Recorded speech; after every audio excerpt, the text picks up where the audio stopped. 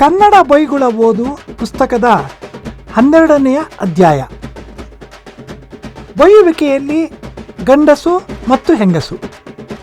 ಗಂಡಸು ಮತ್ತು ಹೆಂಗಸಿನ ನಡುವೆ ಬೈಗುಳದ ಶಬ್ದಗಳು ಪರಸ್ಪರ ಚಲಾವಣೆಗೊಳ್ಳುವಾಗ ಹಲವು ಬಗೆಯ ಲಕ್ಷಣಗಳನ್ನು ಪ್ರಮುಖವಾಗಿ ಕಾಣುತ್ತೇವೆ.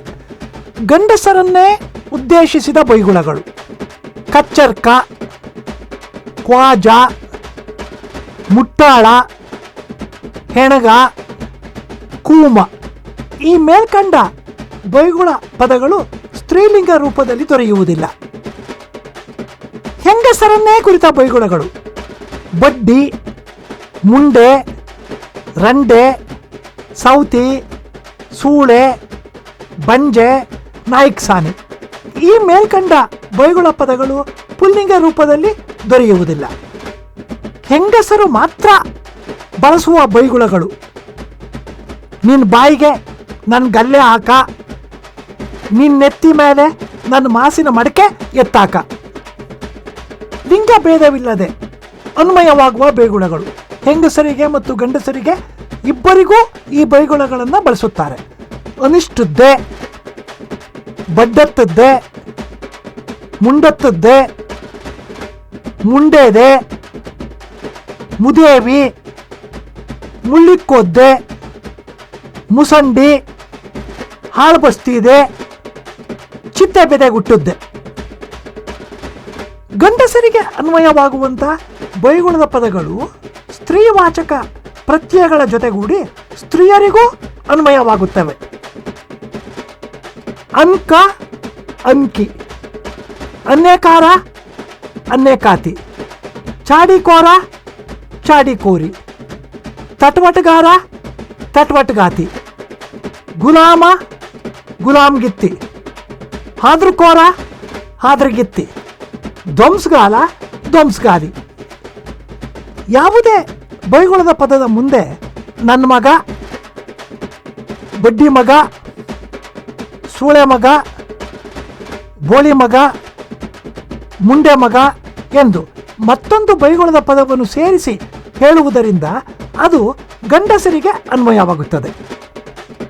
ಅಂಟ್ ನನ್ನ ಮಗ, ಅಡ್ಕಸ್ವಿ ನನ್ನ ಮಗ, ಕಂಜಾತಿ ಬಡ್ಡಿ ಐದ, ಕತ್ತೆ ಸೂಳೆ ಮಗ, ತೊಟ್ಟೆ ಮುಂಡೆ ಮಗ.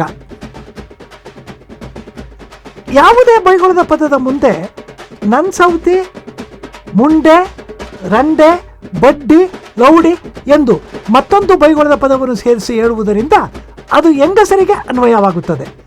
ಅಂಟು ಮುಂಡೆ, ಅಡ್ಕಸ್ವಿ ಲೌಡಿ, ಕಂಜಾತಿ ಬಡ್ಡಿ, ಕತ್ತೆ ಮುಂಡೆ, ತೊಟ್ಟಿ ನನ್ ಸೌತಿ. ಪ್ರತಿಯೊಂದು ನುಡಿ ಸಮುದಾಯದಲ್ಲಿಯೂ ಗಂಡಸು ಮತ್ತು ಹೆಂಗಸಿನ ನಡೆನುಡಿಗಳ ಬಗ್ಗೆ ಬೇರೆ ಬೇರೆ ಬಗೆಯ ನಿಲುವುಗಳಿವೆ. ಅದೇ ರೀತಿಯಲ್ಲಿ ಕನ್ನಡ ನುಡಿ ಸಮುದಾಯದಲ್ಲಿಯೂ ಇಂತಹ ನಿಲುವನ್ನು ಈ ಕೆಳಕಂಡ 2 ಬೈಗುಳಗಳು ಸೂಚಿಸುತ್ತವೆ. 1. ಗಂಡುಬೀರಿ. ಗಂಡುಬೀರಿ ಯಾವುದೇ ಸಮಸ್ಯೆ ಇಲ್ಲವೇ ತೊಡಕಿನ ವ್ಯವಹಾರದ ಸನ್ನಿವೇಶಗಳಲ್ಲಿ ಗಂಡಸರು ಮಾತನಾಡುತ್ತಿದ್ದಾಗ ನಡುವೆ ತಲೆ ಹಾಕಿ ಪ್ರಶ್ನೆ ಮಾಡುವ, ಸಲಹೆಯನ್ನು ನೀಡುವ ಇಲ್ಲವೇ ತಕರಾರನ್ನು ತೆಗೆಯುವ ಹೆಂಗಸು. ಕನ್ನಡ ನುಡಿ ಸಮುದಾಯದಲ್ಲಿ ಗಂಡಸರ ಮುಂದೆ ಹೆಂಗಸು ನಾಚಿಕೆ ಮತ್ತು ಹಿಂಜರಿಕೆಯಿಂದ ನಡೆದುಕೊಳ್ಳುವುದನ್ನು ಹೆಣ್ಣುತನವೆಂದು ತಿಳಿಯಲಾಗಿದೆ. ಸಾಮಾಜಿಕ ವ್ಯವಹಾರಗಳಲ್ಲಿ ಹೆಂಗಸಿನ ನಡೆನುಡಿಗಳು ಹೆಣ್ಣುತನದಿಂದ ಕೂಡಿರಬೇಕೆಂದು ಸಮಾಜ ಬಯಸುತ್ತದೆ. ಇದಕ್ಕೆ ಬದಲಾಗಿ ಹೆಂಗಸು ನಾಚಿಕೆಯನ್ನು ಬಿಟ್ಟು ಕೆಚ್ಚೆದೆಯಿಂದ ನಡೆದುಕೊಳ್ಳುವುದು ನಿಂದೆಗೆ ಕಾರಣವಾಗುತ್ತದೆ. ಏಕೆಂದರೆ ಕೆಚ್ಚೆದೆಯಿಂದ ಯಾವುದೇ ಆಪತ್ತು ಇಲ್ಲವೇ ಸಮಸ್ಯೆಗಳು ಎದುರಾದಾಗ ಹೆದರದೆ ಮುನ್ನುಗ್ಗುವುದನ್ನು ಗಂಡುತನವೆಂದು ಕನ್ನಡ ಸಮಾಜ ಪರಿಗಣಿಸಿದೆ. ಆದುದರಿಂದ ಗಂಡುತನವುಳ್ಳ ಹೆಂಗಸನ್ನು ಗಂಡುಬೀರಿ ಎನ್ನುತ್ತಾರೆ. ಗಂಡುಬೀರಿ ಎಂಬ ಜೋಡು ಪದದಲ್ಲಿ ಗಂಡು ಮತ್ತು ಬೀರಿ ಎಂಬ 2 ಪದಗಳಿವೆ. ಸಂಸ್ಕೃತದ ವೀರ ಎಂಬ ಪದ ಕನ್ನಡಿಗರ ಬಾಯಲ್ಲಿ ಬೀರ ಎಂದಾಗಿದೆ. ಇದಕ್ಕೆ ಇ ಎಂಬ ಪ್ರತ್ಯಯ ಸೇರಿ ಬೀರಿ ಎಂಬ ಪದ ರೂಪುಗೊಂಡಿದೆ. 2ನೆಯ ಉದಾಹರಣೆ, ಹೆಣ್ಣಿಗ ಅಂದರೆ ಹೆಣ್ಣುತನವುಳ್ಳ ಗಂಡಸು. ಹೆಣ್ಣು ಎಂಬ ಪದಕ್ಕೆ ಈಗ ಎಂಬ ಪ್ರತ್ಯಯ ಸೇರಿ ಹೆಣ್ಣಿಗ ಎಂಬ ಪದ ರೂಪುಗೊಂಡಿದೆ. ಕನ್ನಡ ನುಡಿ ಸಮುದಾಯದಲ್ಲಿ ಗಂಡಸು ಮತ್ತು ಹೆಂಗಸಿನ ನಡೆನುಡಿಗಳ ಬಗ್ಗೆ ಹಲವು ಬಗೆಯ ನಿಲುವುಗಳಿವೆ. ಇವನ್ನು ಒಟ್ಟುಗೂಡಿಸಿ ಗಂಡಸಿನಲ್ಲಿ ಇರಬೇಕಾದ ನಡೆನುಡಿಗಳನ್ನು ಗಂಡಸುತನ ಮತ್ತು ಹೆಂಗಸಿನಲ್ಲಿ ಇರಬೇಕಾದ ನಡೆನುಡಿಗಳನ್ನು ಹೆಣ್ಣುತನ ಎಂದು ಕರೆಯುತ್ತಾರೆ.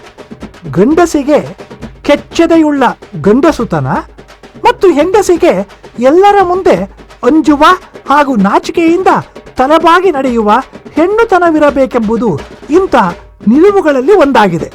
ಬಾಳಿನಲ್ಲಿ ಆಪತ್ತು ಇಲ್ಲವೇ ಸವಾಲುಗಳು ಎದುರಾದಾಗ ಹೆದರಿಕೆಯಿಂದಲೋ ನಾಚಿಕೆಯಿಂದಲೋ ಹಿಂಜರಿಯುವ ಗಂಡಸನ್ನು ಹೆಣ್ಣಿಗ ಎಂದು ಅಂಗಿಸುತ್ತಾರೆ.